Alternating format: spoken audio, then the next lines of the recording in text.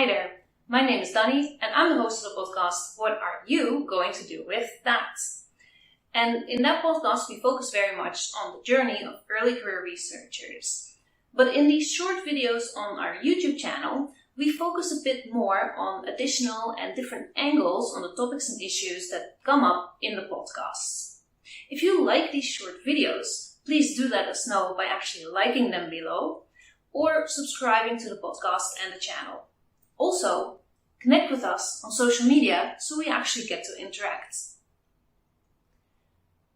In this special video, we're going to discuss the very important topic of PhD supervision from the point of view from the supervisors. So we have asked 4 experienced PhD supervisors to answer a few key questions on PhD supervision.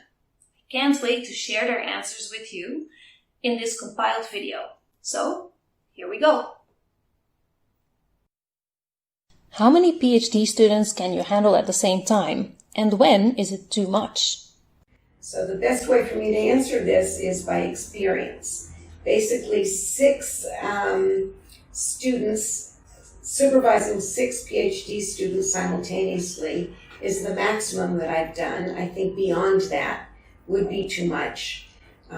Each student involves about 1.5 to 2.5 hours of individual meetings with them and preparations for those meetings and reading materials and in addition, email correspondence in between. This is an excellent, outstanding question. So right now I have 4 PhD students in my lab, and this feels to me like a good amount. One of the things that everyone should consider when you're looking for mentors or when you are moving into supervisory roles is to what extent can the mentor support you? And that's everything from time, money, resources, etc. And I'll give you an example from our lab. So last year I was thinking about taking on a student, and even though I already had 3 students in the lab, I really felt like we could handle and really train someone well because the 3 students in my lab are people who are really invested in mentoring themselves, and I knew that they would be committed to helping develop our newest lab member, and that's really been the case this year, which has been amazing. Right now I have 3 PhD students. 2 of them in 3rd year I co-supervise. One of them works more closely with me on a project with my research program, and then the other one works more closely with the other co-supervisor on a project with their research program. My 3rd PhD student is in their 1st year and I supervise alone. I don't think I'm quite at capacity yet, so I'm actually in the process of potentially recruiting 2 more PhD students. I think having the spread of where they are in their training allows me the ability to give each one dedicated time, because I do want to make sure that I spend time to mentor and not just supervise. So 5 might be my magic number. That might also be because I'm the oldest of 5 kids, and I know that number has worked for my family in terms of undivided attention for all of us. I think the number of PhD students a single supervisor can handle is really dependent on, firstly, the supervisor's role as a researcher or academic in a university. So do they have many teaching responsibilities? Do they have other commitments? And how much time, therefore, do they have to spend on research? And within that, how much time are they willing to devote to collaborations with PhD students on PhD students' topics? And when you drill down further into that, I think it is about if the PhD students' topics are all really similar to the researchers or supervisors' interests, or whether the students have really diverse topics, because to be a supervisor and a reasonable supervisor, you do need to know a little bit, if not quite a bit, and be familiar with the areas in which your student is working, and also to be familiar to an extent with the methodologies and conceptual frameworks that the student is wanting to use. So I can only hold so many things in my head at one time. And therefore, since a lot of my students are working on topics that are really close to my own research interests, I feel like I can take on perhaps a few more students than if I were supervising students with really diverse interests. So I don't think you can put a specific number on how many students is too many. However, there are probably some reasonable limits. If you're going to spend, or if you should be spending a certain amount of time with your students every period of time, then there becomes a point in time where you just don't have that much time to spend with them. So say, for instance, if we're expected, and this is at my university kind of a policy, that it would be 1 hour of face-to-face meeting time plus preparation time per month on a student, then obviously you can only have so many meetings before your weeks fill up and there's no more time. How often do you meet with your PhDs? I meet with my PhD students every week. We have a lab meeting that includes our full team from undergraduate, master's, and doctoral students. And then we also meet individually. So I meet with my doc students on a rotating basis. So everybody meets right after our huge team meeting in individual meetings. So you're up in the rotation once every 3 people right now. So I meet with them individually once every 3 weeks. And then I also want my students to know that they can email me with questions or set up an appointment if they have additional questions outside of that. So it's not that if you miss your rotation or you don't have another meeting for another 2 or 3 weeks that you can't ask me questions. I think that's really important that people know that they can reach me and get advice and mentorship outside of those set times. In office times, people know that if my door is not shut, then they can just pop in at any time and ask a question, because that's just so much easier to solve a problem right there on the spot. I tend to have weekly team meetings with the whole team because I want everybody to be integrated.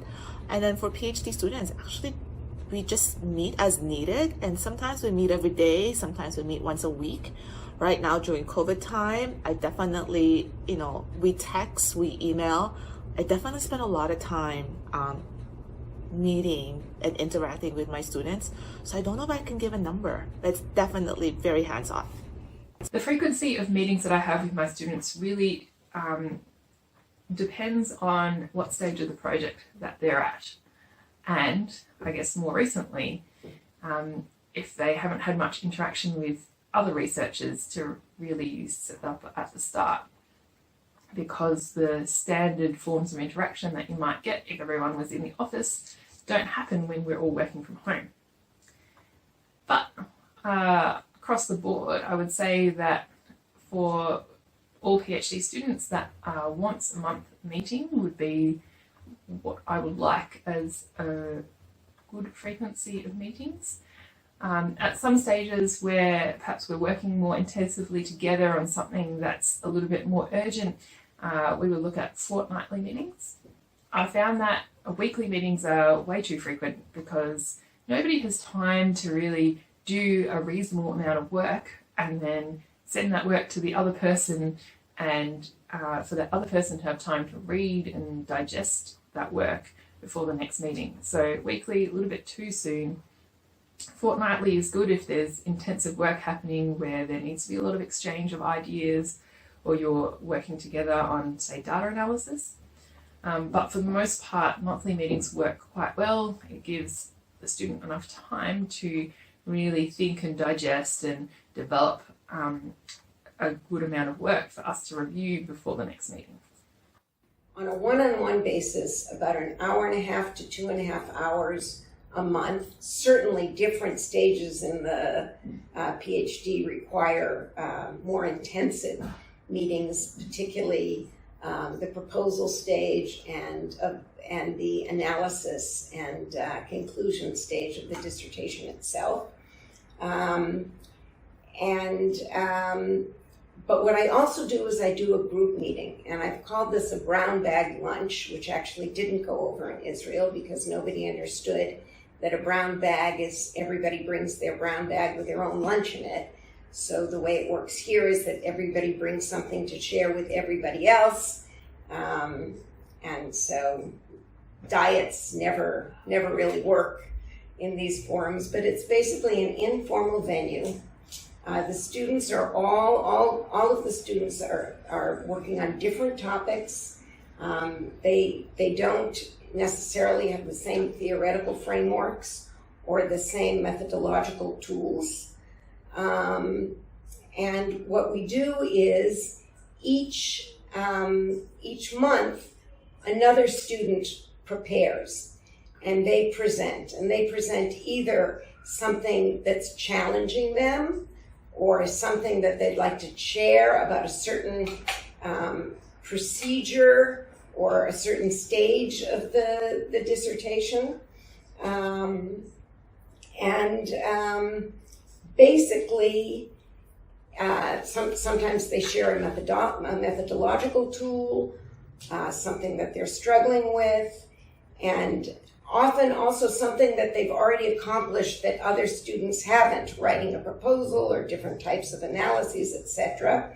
And this has proved really significant in terms of the process of the dissertation. They really form, it's a support group and a safe place for experimenting with ideas. So it's worked really well. And so the students meet both in the group forum and individually with me on their own. What are the most important mentor skills a supervisor should have? The most important skill of a supervisor, I don't know if it's so much of a skill, more so of a mentality. And this one I inherited from my own mentors is I don't see my students as students. I actually see them as colleagues or future colleagues. And that notion of being treated as you want to be treated. So while I joke about volunteering my students, a lot of the training is decisions made jointly. I want them to really be involved in the training, and I want them to have, the capacity to make decisions for themselves and the ability to be independent. So yeah, I think treating students not as students but as colleagues is the most important thing for mentors and supervisors. So in terms of mentoring skills, I think we've got to go back to the reasons why students are doing PhDs. And that might be because they're really interested in a topic area, but it's also because they want to get some additional training about how to do research.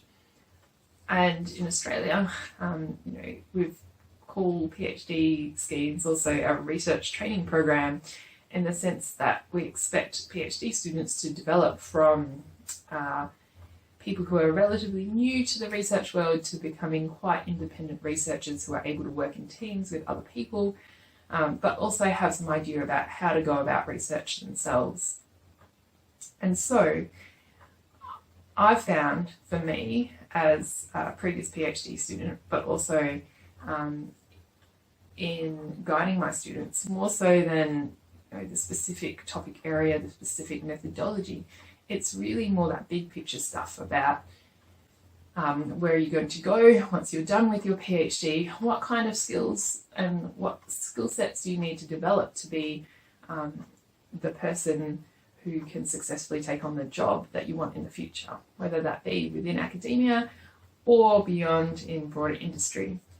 And I think even in academia, there are specific areas. So you might want to become more teaching focused, or you might want to become, a star researcher. And I think a supervisor really should develop and mentor the students around how they're going to reach those goals. So the underlying skills are clearly a broad knowledge of the field and updated knowledge of the literature and of methodologies.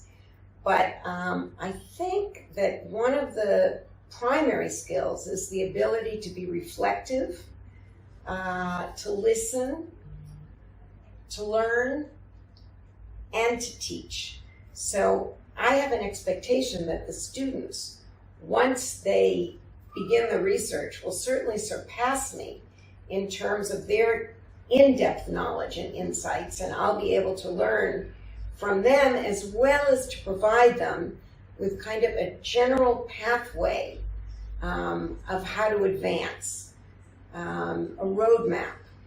They will provide the specifics, but I will help guide them with a type of roadmap. I mean, one particularly important stage is in the proposal stage, where I help them develop a flow chart of the research itself, where the student hopes to get to, and how he or she thinks she's going to get to there. And that flow chart is really very important for the rest of the dissertation.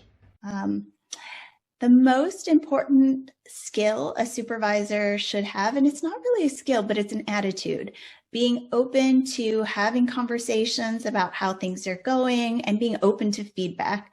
You know, as a psychologist myself, I know that relationships take work, and the only way that that can be a good, satisfying relationship for all people involved in the relationship is if you feel comfortable talking about what's going well and what's not going well, and if you're willing to work at it and address any issues that are coming up. And that goes both ways. Like, I really hope that all of my students are honest with me and tell me about pain points or places where I could do better. I know I've learned so much from my students with their suggestions. So I mentioned earlier that we do individual rotating meetings, and that was a suggestion from one of my senior doc students. And I think that has made a huge difference because I get more individual one-on-one time with students that way. And I love that. And I really appreciate all the ideas that my mentees bring in to our mentoring relationship. What is a common misperception that PhD students have of their supervisors or the role of the supervisor? Why do you think that is?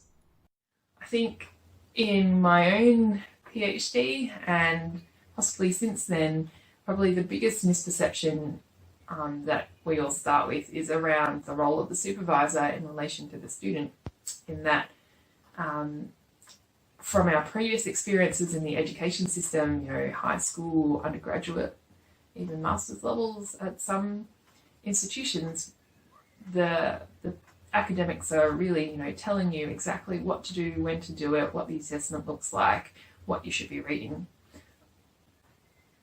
In PhD programs, a lot of that goes out the window. So, you know, we expect PhD students to be quite self-directed, to go away and look at new readings, to read in areas beyond just the article that we suggested because we knew of one article in that particular field. So it's really around how self-regulated the student needs to be, rather than depending on the supervisor for every single little bit of guidance. And I think we come into a PhD with this sort of misperception about maybe what a supervisor will do, just because we just haven't experienced it before and we haven't taken that next step on the journey towards being an independent researcher. So it's always really good at the start of the PhD to establish those expectations properly about what the role of the supervisor is versus previous experiences of education and how we expect to go forward. And I think some supervisors will be way more directive about what their students do than others. So it's always good to sort that out in your individual setting rather than relying on understandings from other students and other supervisory relationships. I think one of the basic misconceptions is that students often come to a dissertation and expect the supervisor to provide the research question.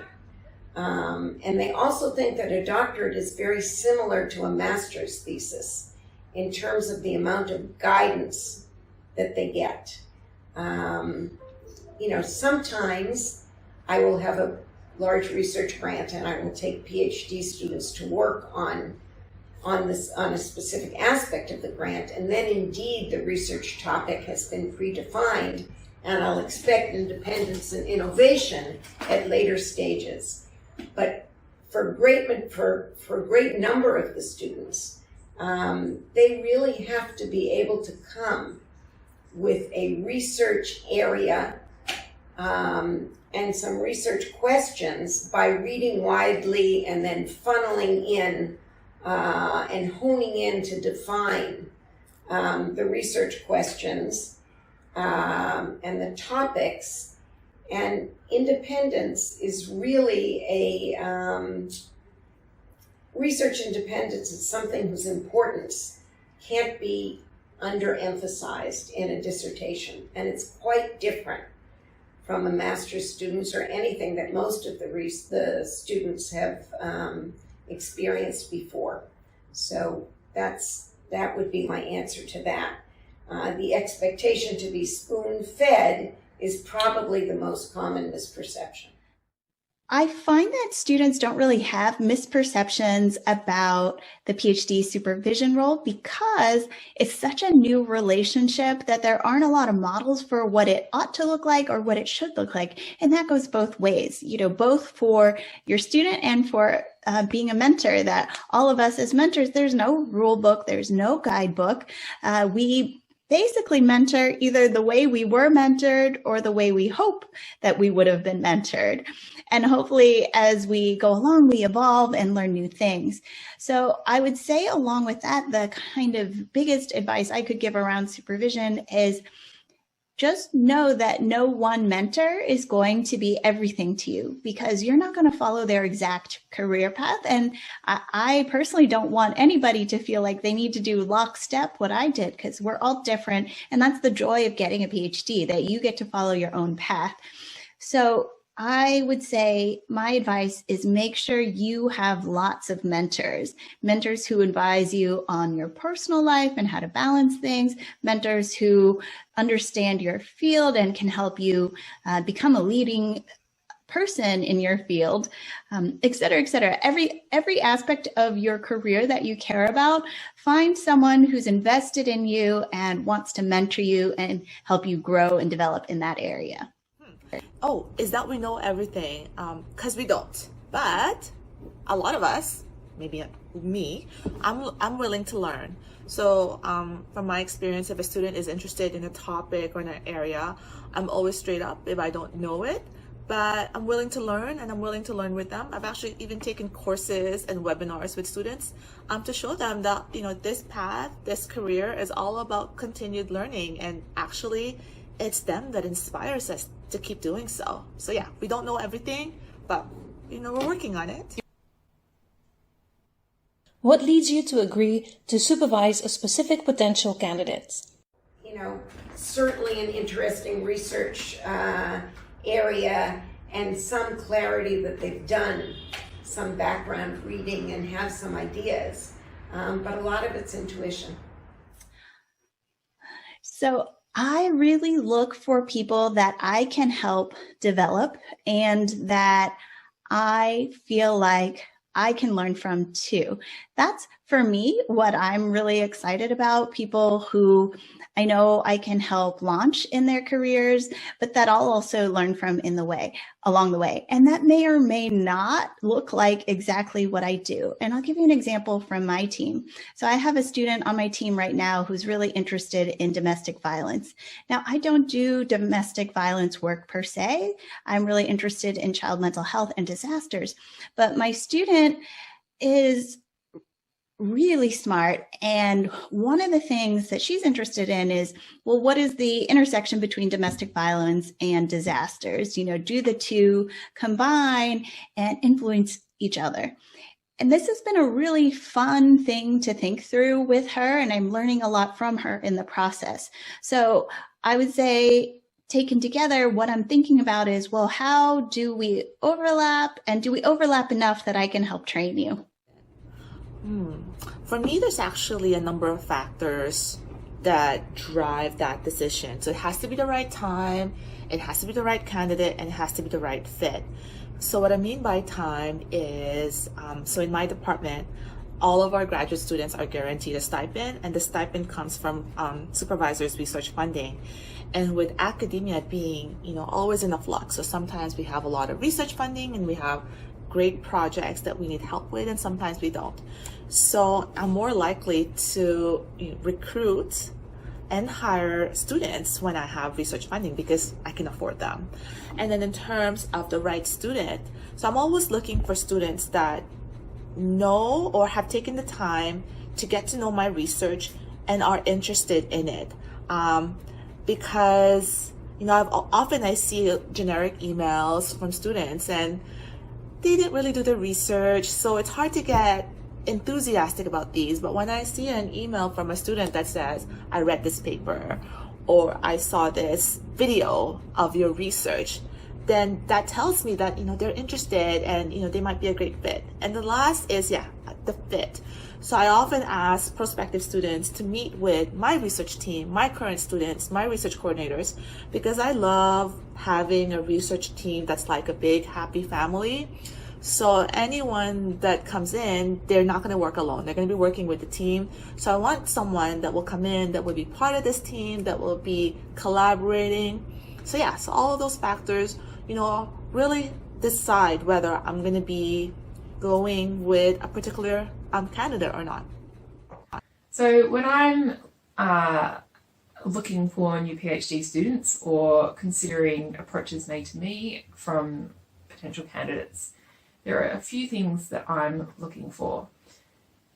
Number one is the topic that the candidate is interested in quite related to the work that I'm doing and quite related to the work that I'm interested in. It doesn't have to be exactly the same. That would be strange and perhaps a little boring. But their topic and the way that they approach the topic has to be similar enough that I feel that I would be comfortable to provide expertise and supervision on that area. So that's number one. Number two is about the candidate's self-regulation and communication skills. How have they come to me? What have they put together? Are they willing to make the approach be a little pushy perhaps if I haven't responded in time? Have they got those skills around managing other people to an extent? And this is really because, sure, we can foster self-regulation in individuals, but it's really easy, so much easier if a candidate comes in with some of those skills already, because that makes all of our lives easier. And number three is how open are they to feedback? And usually this happens, and we sort this out through the candidate comes with a research proposal, we provide feedback to them, written information, but also have a discussion about the proposal, and then we want to see a revised proposal. And so what happens in that period and how that whole thing is approached is really important. I found that it's not so good if a student comes in with a very fixed idea about what their proposal is and what their findings are going to be. Of course, you have to make some conjectures about how this particular proposal is going to contribute to knowledge. But if students aren't open and willing to consider other ideas or extending their idea, then that's not going to work so well, because science isn't a given from the start. If we have unexpected findings, if we have to adapt the approach because something changes, then I want to know that the candidate is able to cope with those things. So they're probably the particular things that make me more likely to take on a student than not. Can you give an example of a supervision miscommunication with a PhD student? How would you handle it differently in hindsight? And I love this question because it is so much harder in our virtual environment to communicate quickly and well and understand the nuances. And that's so important for developing good relationships. As we know, as psychologists, relationships take work and communication. So because all of those things are harder right now in 2020, we really have to think about that. So let me give an example of where I didn't do such a great job and I learned from that experience. One of my students, I'd asked her to work on this lit search, And I thought it would be about 2 or 3 hours total as a search, but I didn't communicate that well. And she spent so many hours going down the rabbit hole on this lit search. And she was really stressed out about it. And once I found out about that, I felt terrible because that was a miscommunication on my part. I really should have said more clearly, this is a task that I expect to take 2 to 3 hours. And if you're going beyond that, please check in, because it means either I didn't give you enough information, or we didn't explain some critical part of this, or you've encountered some challenge that I didn't anticipate for you.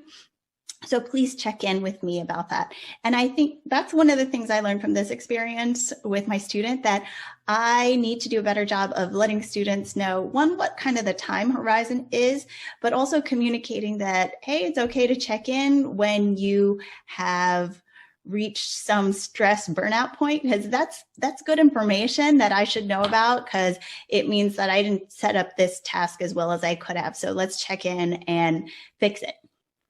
Gosh, is it gonna sound weird that that's very rare? Because I think I try to, and my students and I, we try to build really good relationships with each other. It starts by, setting expectations, what they expect, what I expect from them, but then in return, what they expect from me.